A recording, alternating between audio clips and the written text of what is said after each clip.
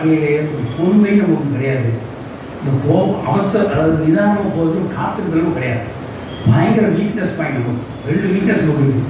பாவம் செய்யல போல அதெல்லாம் பெருசாக பேசிக்கொள்ளுங்க, எல்லாம் பண்ணிக்கங்க. அதெல்லாம் ஏசு நல்லா கழுவப்பட்டோம். நம்ம நினச்சிக்கலாம் நம்ம பரிசுத்தமாக இருக்கிறோம். ஏசு தான் கழுவப்பட்டதுனால பரிசுத்தமாக இருக்கிறோம். நம்ம நினச்சிக்கலாம் நம்ம பரிசுத்தமாக இருக்கிறது. அப்படி கிடையாது. ஏசு தான் கழுவப்பட்டதுனால நம்ம தப்பிச்சிக்கிட்டோம். ரைட்டு. ஆனால் இந்த 2 பாவம் வரணும் புரட்டிகிட்டே இருக்கு. பொறுமை நம்மகிட்ட கிடையாது. கோவப்பட்டுருக்கோம். என்ன பொறுமை நம்மளுக்கு கிடையாது. அதாவது அவசரப்படுறோம், காத்திருத்தல் கிடையாது. 2வது பொறுமை கிடையாது. டக்குனு எழுத்து பேசி கோவப்படுறோம். தயவுசெய்து சரி, கோவப்படுறதுக்கு என்ன வரணுமா?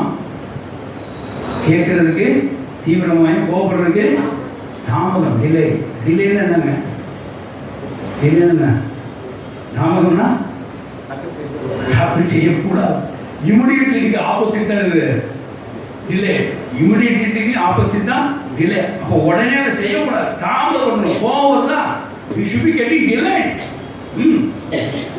படாவனா கூப்பிட்டா எரிச்சல் யாராவது கூப்பிட்டானா என்ன அப்படின்றது இப்படிதான் பேசுகிறாங்க. சில பேர் கடுப்பாயிருவாங்க. ஆமாம், எழுத சொல்கிற அடுத்த பேசவே தோணாது. நிஜமானிக்கு கீழ்ப்படிந்து எதிர் பேசாமல் எல்லாவற்றையும் பிரியமாய் நடந்து கொள்வோமாக. ஹல்லேலூயா.